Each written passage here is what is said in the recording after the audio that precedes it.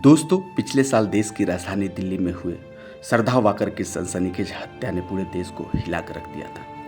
श्रद्धा के बॉयफ्रेंड ने ही उसका कत्ल करने के बाद 100 के कई टुकड़े कर बॉडी को ठिकाने लगा दिया था। लोगों के दिमाग से इस केस की यादें अभी धुंधली भी नहीं हुई थी कि दिल्ली में झंझर की रहने वाली निक्की यादव की हत्या का मामला सामने आ गया।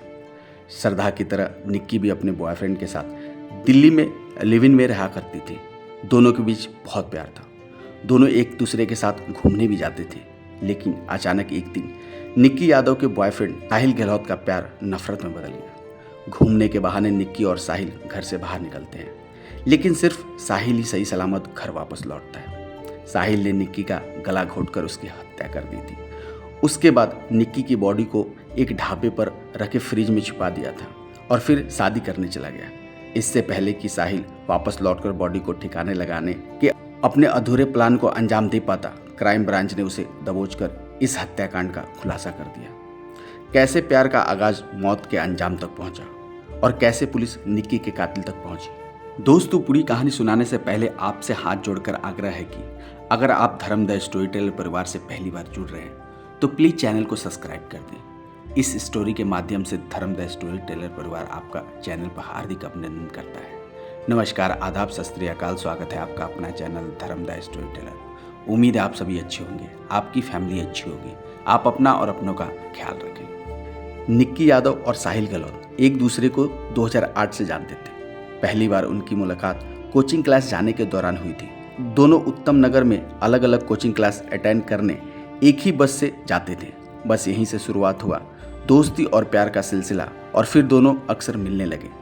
निक्की और साहिल का प्यार गहरा हुआ तो पढ़ाई के लिए एक ही कॉलेज में एडमिशन ले लिए। ग्रेटर नोएडा के गलगोटिया कॉलेज में पढ़ाई के बाद दोनों एक साथ किराए के मकान में लिव इन में रहना शुरू कर दिया।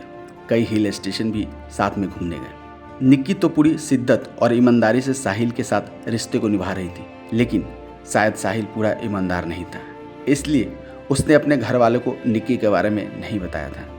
पिछले साल ही दिसंबर महीने में साहिल के घर वालों ने 10 फरवरी को उसकी एंगेजमेंट और शादी का दिन तय कर दिया। फिर भी साहिल ने निक्की से कुछ भी नहीं बताया। जब निक्की को किसी तरह साहिल की शादी के बारे में भनक लगी तो फिर दोनों में झगड़े होने लगे। निक्की साहिल से शादी करना चाहती थी, लेकिन साहिल अब इस रिश्ते से निकलना चाहता था। साहिल साजिश के तहत ऐसा प्लान बनाया कि वो पहले निक्की की मौत को सड़क हादसा दिखाना चाहता था, लेकिन मौका नहीं मिला। निक्की साहिल को धमकी दे दी थी कि वो उसकी शादी के मंडप में पहुंचकर सबको सच बता देगी।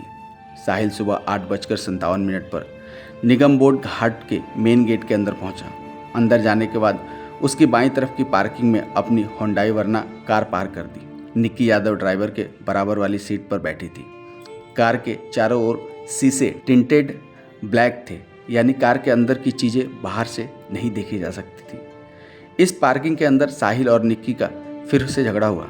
इसके बाद इस पार्किंग में साहिल ने डेटा केबल से निक्की का गला दबा दिया। निक्की की मौत के बाद करीब 9:30 बजे कार निगम बोर्ड घाट से बाहर निकल गई, यानी साहिल निगम बोर्ड घाट के अंदर करीब 33 मिनट तक रहा और इसी 33 मिनट में निक्की का कत्ल हो गया। कई घंटों तक दिल्ली की सड़कों पर उसकी बॉडी को लेकर घूमता रहा। काफ़ी घूमने के बाद मित्राओं गांव के बाहरी इलाके में उसके परिवार के एक ढाबे में रखे फ्रिज में उसकी बॉडी को डालकर लॉक कर दिया और फिर चला गया शादी करने। 2 दिन तक बेटी निक्की से संपर्क नहीं हो पाने के कारण पिता सुनील उसकी तलाश में निकल पड़े थे। वह साहिल के घर भी जा पहुंचे थे। साहिल के परिवार वालों पर दबाव बनाया तो उन्होंने इस मामले में साथ देने का भरोसा तो दिया, लेकिन किसी तरह के अनिष्ट की भनक तक नहीं लगने दी। भरोसे पर विश्वास कर पिता सुनील घर वापस लौट आए और उन्होंने पुलिस में भी शिकायत नहीं की।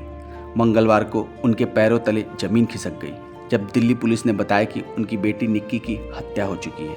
उन्हें क्या पता था कि 4 दिन तक बेटी की परिवार से बात नहीं हो पाने पर ऐसा दर्द सच सामने आएगा। पुलिस को सूत्रों से निक्की की हत्या की जाने की सूचना मिली थी, क्योंकि निक्की पिछले 3-4 दिनों से दिखाई नहीं दी थी। पुलिस मित्राओं गांव पहुंची और साहिल को तलाश कर दबोच लिया।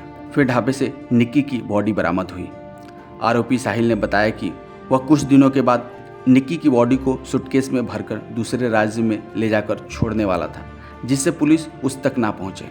पोस्टमार्टम के बाद निक्की के बिस्तरा सैंपल को जांच के लिए सुरक्षित रखकर पुलिस ने उसकी बॉडी को परिवार वालों के हवाले कर दिया, जिसके बाद झज्जर में उसका अंतिम संस्कार किया गया। फ्रिज में जमी बर्फ से भी ठंडी निक्की की लाश सिर्फ एक लड़की की मौत नहीं थी, बल्कि एक ऐसे प्यार के भरोसे की हत्या थी जिसे उसने पूरे दिल से जिया था।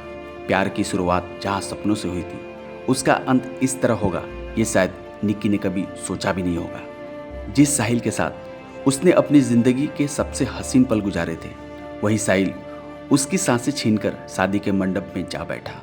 वो मंडप जहाँ 7 फेरे लिए जा रहे थे, वहीं दूसरी तरफ निक्की की अधजली आत्माएं इंसाफ मांग रही थी। निक्की की मौत सिर्फ उसके परिवार का दुख नहीं था, बल्कि हर उस लड़की की आंखों में उतर आया एक डर था जो बिना शर्त किसी से प्यार करती है। एक ऐसा प्यार जो वादों से शुरू होकर धोखे की गहरी खाई में समा जाता है। दिल्ली की सर्द रातों में शायद अब भी उसकी अधूरी कहानी गूंजती होगी, एक ऐसी कहानी जहां प्यार का अंत किसी खूबसूरत मोड़ पर नहीं, बल्कि एक ठंडे बेरहम फ्रिज में हुआ था। दोस्तों, यह कहानी सुनाने का मेन उद्देश्य आपको जागृत करना है, आपका मनोबल बढ़ाना है। हम कभी नहीं चाहेंगे कि इस कहानी से आपका दिल दुखे।